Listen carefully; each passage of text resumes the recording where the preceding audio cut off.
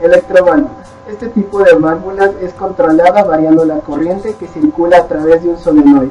Esta corriente, al circular por el solenoide, genera un campo magnético que atrae un émbolo móvil. Por lo general, estas válvulas operan de forma completamente abierta o completamente cerrada, aunque existen aplicaciones en las que se controla el flujo de forma lineal. Al finalizar el efecto del campo magnético, el émbolo vuelve a su posición por efecto de la gravedad, un resorte o por presión de un fluido a controlar. Clasificación. Existen muchos tipos de válvulas de solenoide. Todas ellas trabajan con el principio físico antes descrito. Sin embargo, se puede agrupar de acuerdo a su aplicación, construcción o forma. Según su aplicación, acción directa u operadas mediante piloto. Según su construcción, normalmente abiertas o normalmente cerradas. Según su forma, de acuerdo al número de vías. Electroválvulas de acción directa. En este tipo de válvulas, el émbolo móvil controla el flujo debido al efecto de la fuerza de origen magnético directamente. Para ejemplificar el modo de trabajo de estas válvulas, se estudiará el funcionamiento de la válvula de solenoide de acción directa, normalmente cerrada de 2 vías. Al no circular corriente por la bobina, la aguja asociada a la parte inferior del émbolo cierra el orificio deteniendo el flujo. Al energizar el solenoide, se genera un campo magnético que ejerce fuerza sobre el émbolo atrayéndolo hacia arriba. De esta manera, la aguja se levanta, permitiendo el paso del fluido. Al finalizar el efecto de la corriente eléctrica, la fuerza ascendente sobre el émbolo cesa. Electroválvulas operadas por piloto. Las válvulas de solenoide operadas por piloto se basan en una combinación de la bobina solenoide, descrita anteriormente, y la presión de la línea o tubería. En este tipo de válvulas, el émbolo está unido a un vástago de aguja que a su vez cubre un orificio piloto en vez del puerto principal. Existen 3 tipos básicos de válvulas operadas por piloto: pistón flotante, diafragma flotante o diafragma capturado. Los 3 tipos de válvulas operan con el mismo principio. Cuando la bobina es energizada, el émbolo es atraído hacia el centro de la bobina, abriendo el orificio piloto. Una vez hecho esto, la presión atrapada arriba del pistón o diafragma se libera a través del orificio piloto, creando así un desbalance de presión a través del pistón o diafragma.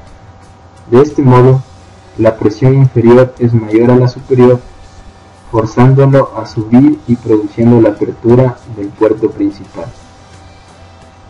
Cuando se desenergiza la bobina solenoide, el émbolo cae y el vástago de aguja cierra el orificio piloto, provocando la igualación de las presiones sobre y bajo el pistón o diafragma, los cuales caen para cerrar el puerto principal.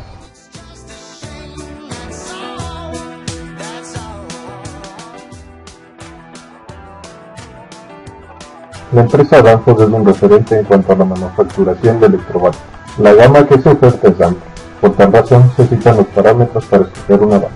Materiales utilizados en su construcción.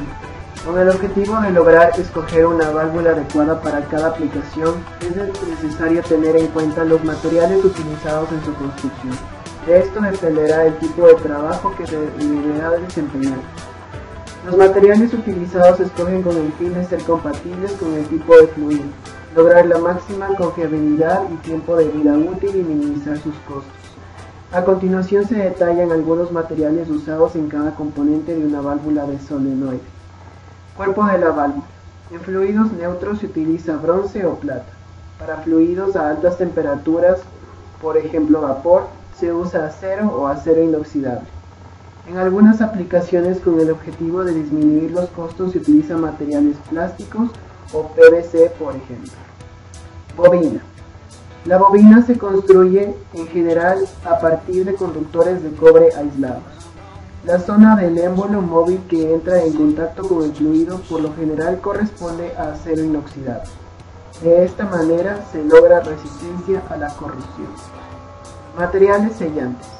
Los factores que intervienen en la elección de este material son las condiciones de temperatura químicas y mecánicas de cada aplicación en particular. Para fluidos neutros con temperaturas bajas, por lo general se utiliza Beaton. Fluido a controlar, características de viscosidad y pH. Rangos de presión con los que se desea trabajar. Temperatura del fluido y del medio externo. Tipo de cañería o conexión, tamaño y estilo. Características eléctricas de la válvula. Rangos de voltaje con que trabaja. Corriente continua o corriente alterna. Opciones específicas para la aplicación, normalmente abierta o cerrada, presión segura del trabajo, con o sin vástago manual, etc. Eso es todo, amigos.